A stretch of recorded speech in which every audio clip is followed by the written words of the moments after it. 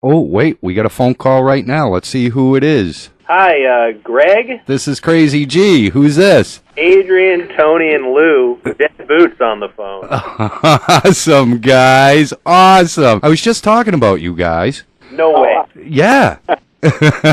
Believe it or not. Hey, listen, thanks for taking the time to hit the G spot. You know, what's going on? How are things going for you guys? Things are good, you know. We're just getting ready to play a show tomorrow at the Sinclair. Our first time there, so we'll see how it goes. I've been checking you guys out. I gotta admit, you're very unique. Can you tell the people who may not know about Dead Boots how the band came about?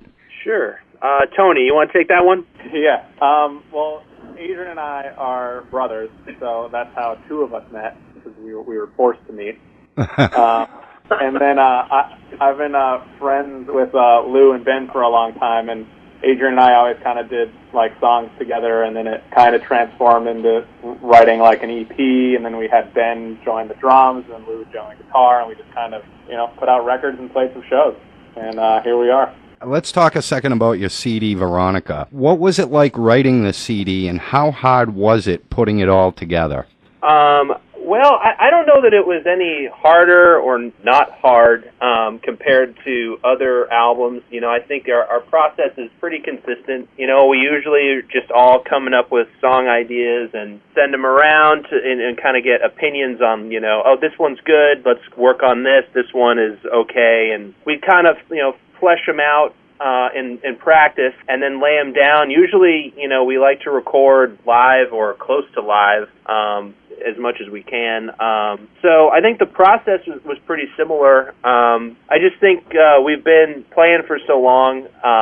We've just done things enough times that we've kind of gotten more efficient. We've gotten to know each other's tendencies more, and so I just think the record came out better. Like, I think the songs are better, the production's better, and I think that's just a function of, growing as a band, so to speak. So I don't know that we viewed it as I don't think it was like a hard record to make. I think we had a lot of fun making it, and, it was just kind of a better version of our other records. I was like, wow, these guys are different, and I like them a lot. Just something about it. You seem to capture the blues very well. I can also hear some Beatles influences. It seems evident more so with Violent Vows. What is the story behind that track, and how did you incorporate both styles into this song? Well, yeah, that's definitely one of the Beatle-y songs. I think for that one, I think the songs always get heavier once we play them, which I think is kind of cool. So it definitely started off like if you heard the demo, the acoustic demo, it sounds like really Beatle-y and really like very pop in a 60s sense. But then once we kind of get in the practice room and start playing, it gets more of the gut, which I think is a great contrast. So yeah, like the production plays a lot into the heavier part, because like Adrian is saying, just like acoustically it's pretty poppy, but then we go at it with the big crunchy guitars and the more modern sounding drums and stuff. I wouldn't even consider you guys poppy, to be honest with you. I don't know what it is. I don't feel it with you guys. Maybe because it's so maybe bluesy in there. There's so much more in there of it. I don't know, but I wouldn't categorize you as pop. I mean, rock and roll primarily, but you have the other influences. Excuse me. The Wrecking Ball is cool, groovy, and it jams totally. What was the process behind this track? Yeah, Tony, why don't you take this one? I mean, Wrecking Ball was just, it's kind of just like kind of like described as like a drivey song, and we just kind of went at it like that. We, like Adrian is saying, we play a lot. We try and play as live as possible, so a lot of the takes are just, it's like one time through and stuff like that, so I think that helps really capture that, like, drive rock thing. Yeah, and I remember getting the demo for that song. I mean, we didn't change pretty much anything of that song when we started playing together. It was just pretty second nature when it came to us jamming it. It just felt right and a winner, To me, the whole CD is a winner. I enjoyed listening to the whole thing. The last track on the CD is Bullfighter, which, if I may say, is unique to say the least. How did the idea for this song materialize? This is Lou. It was just a riff that I was playing around with, and I think during one sound check, Adrian's like, you want to flesh that into a song? And I said, yeah. So I kind of made a little demo and gave it to Adrian. He just kind of added his magic on top of it, and then that's pretty much where that first started. Yeah, and then the production of that track too ended up being pretty cool, because when we started playing it, I remember when Lou first played the riff, we were talking about how it kind of sounded like a Radiohead song, but then by the end, like once it got through like the writing process and then like, you know, it's produced, it ends up sounding like this sort of crazy, like Western themed, blues track. So I think like Tony was really like the producer on this record. So I think he kind of put some voodoo in it. And I think the songs just kind of evolve once they kind of get under everyone's fingers. And I think that, Bullfighter is definitely a cool one, because the production is really cool. I think the song is cool. It just, at all phases, it was just kind of an interesting track for us. So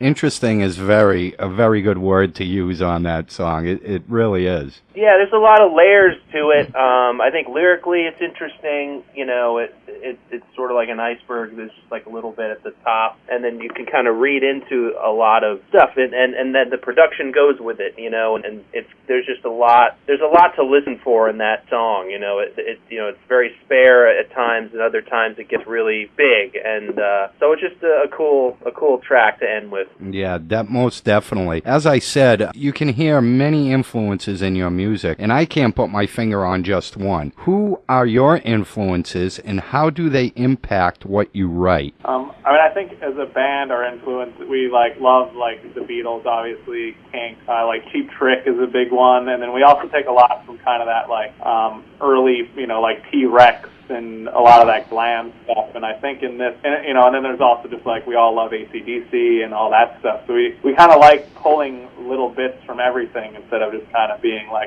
we really love the Beatles, let's just sound like the Beatles. We might have harmonies like that, but then AC/DC drums and some Cheap Trick guitars, and we kind of balance, flush all those things out. It works well for you guys. It really does. When you guys write, how is the collaboration process amongst the band members? Is it as easy as you make it sound, or got to have a stumbling block here or there, or a mental block? I think it's pretty easy. We never argue. Everybody can put in their 2 cents, and nobody's opinion is wrong. It's just kind of, when we're jamming a song or something, it's just, either it works or it doesn't. And, so we all contribute to put our 2 cents of what we think the song should do. But, there's no fighting or anything like that. Well, I don't mean fighting. Maybe I should have worded that differently. But, there's got to be maybe some creative differences. It sounds like you guys got a pretty good handle on it. And when you do have those differences, you kind of mesh them together. Yeah, yeah. No, you go. You go, Adrian. I was just gonna say that's pretty much right. That there really is there's really no fighting, but there really isn't even any kind of even any stumbling blocks. It's really kind of seamless, and I think it's because it doesn't really matter where the song comes from. Nothing makes it to the end unless everyone's kind of on board with it. And so I think that's why everyone when a record comes out, I think everyone's satisfied with it, because everyone feels it made it through everyone. So right. And as far as hitting writer's blocks, the beauty of having everyone contributing is you've got ideas coming in from everyone, so it doesn't if one guy's kind of maybe hitting a roadblock, so to speak, there's always another idea coming from someone else. If we're in the room trying to figure out what should we do with the song, so it's pretty collaborative. Once we get in the band room and we're all just kind of figuring out what to do. So it's I think we're pretty lucky. It's pretty pretty easy. We're having fun first and foremost. So and then we just kind of let it go from there. Do you think that's pretty rare to have in a band, especially today? Yes. Simple question, simple answer. No, but because I'm a little older than you guys probably. I grew up with Zeppelin, Sabbath, those bands, and they stuck together. When a band member left, it was oh boy, are they going to be the same? And it's changed so much that I'm just wondering if a band today seems to think that it's rare to really have a cohesive unit like you guys have, where it all just comes together. I just think it would be more hard to find today today, say 20, 25 years ago. But that's here nor there. I think you're right. I think it's a lot more rare. I don't think bands stay together the same way they used to, and I think that we all think it's important for us to like remain a unit, because that's where the magic, so to speak, comes from. These four guys, and these days bands don't last as long for whatever reason. It's tougher to survive. I think music is changing. I think it's a lot more kind of solo acts or acts that are kind of, or where it's like a million people collaborating together. You know what I mean? Just like the days of like the four guys in a garage taking it all the way. I mean, there's some, but it's just not the same. So I mean, half the battle is staying together. And I don't know. For me, I think it's cool. Like the thing I always liked about bands, like some of the bands you just mentioned, is tracking their career. From album 1 to album 6, and seeing how they evolve, and seeing how certain guys change and their roles change in the band, and all that kind of stuff is cool. You don't see it as much anymore, and I don't know that it's a good or a bad thing. It's just kind of a change. No, and I totally agree with you, because you hit it right on the head. You get to see them evolve, like the Beatles and Zeppelin, and they all went through stages, and it was magnificent. It really was. I think we kind of lost some of that today, but hopefully you guys will, change it and we can watch you guys evolve together, you know what I mean, and watch you guys grow and manifest into this incredible, very diverse and talented musicians.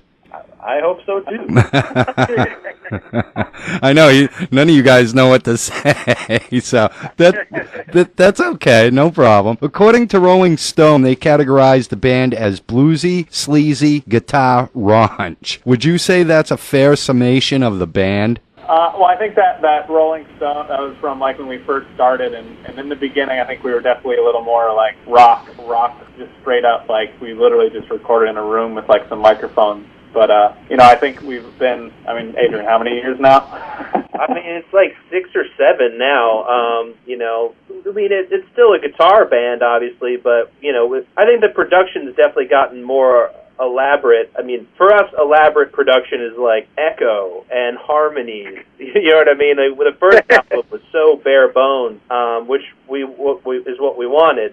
But on this last record, it's definitely more fleshed out, and you've got a couple of songs that are a little more complex. But it's still like a guitar band. I don't know how sleazy we are anymore. I don't know how sleazy we were in the first place. But it's still a hard guitar rock band. We'll take it. We're just glad anyone's listening. We don't really care what people are saying. Well, I'll tell you, you guys definitely have a very diverse sound. As I said, I liked it. I like a lot of stuff myself. You guys are different. I enjoyed it, and that's really, it's hard today because there's so many bands and musicians out there to say, you know what, you don't want to hurt their feelings, but if they're good, they're good. You guys are good. You're solid. You have this, I don't know what it is, but it just seems right. It's incredible. I enjoyed the whole thing. As you guys said earlier in the interview, you have a show coming up tomorrow at the Sinclair in Cambridge, Massachusetts. What can the fans expect from a Dead Boot show? Some loud guitars. Yeah, the live show is definitely hard. We kick a lot more ass on stage than on the records. So there's some good stuff happening on the records, but I think that it's pretty, especially tomorrow. I think we're really going to just try and play a barn burner because we haven't played in a little bit. So it should be fun. Well, that's cool, man, and I wish you all the best. And just a couple quick questions, and then I'll let you guys go. Is there anything you'd like to say to the fans? Please listen. That'll work. What is in the future for Dead Boots? Are you or have you started to write another CD as of yet? And can we expect more touring from the band in 2014? No, we haven't started writing, but maybe we will now. That's a good idea, actually. We should start. I'm looking forward to it, no matter what it is, because I'll tell you, you guys piqued my awareness to yet another, I don't want to say genre, because there are so many out there, but you have a different sound. I think that's what's going to sustain you guys. Mm-hmm. Everything that's coming out is, I don't know, to me the same. The diversity has gone, it's either rock or metal. And you guys seem to give that, plus I think it's great stuff. And again, I wish you guys the best. I hope you have a great show tomorrow night in Cambridge, and I hope you rock the place down. Thanks a lot. Hey, no problem. And I just want to take 1 second to thank you guys again. I want to thank NewEnglandConcertReviews.com. I want to thank Tony Perry, guitarist, Adrian Perry, vocals, bassist, and Lou Jannetty, guitar and vocals from the band Dead Boots. Guys, Thank you very much. thank you so much. I appreciate the call. I hope to see something very soon from you guys, and tear it up tomorrow night in Cambridge, guys. You got it. We will. All right. Thanks a lot, and have a good one. All right. Bye-bye. That was Tony Perry, guitarist, Adrian Perry, vocals and bass, and Lou Jannetty, guitarist and vocals for the band Dead Boots. They are from around the Cambridge, Mass area. They are playing at the Sinclair tomorrow night. Check them out. They got a great CD, Veronica, very diverse, very cool sound. Check them out. You'll love them. I know you will. I enjoyed listening to their whole CD. So again, I want to thank them. I want to thank New England Concert Reviews for helping us out with this interview, and we're going to get back to the music here on WSUR.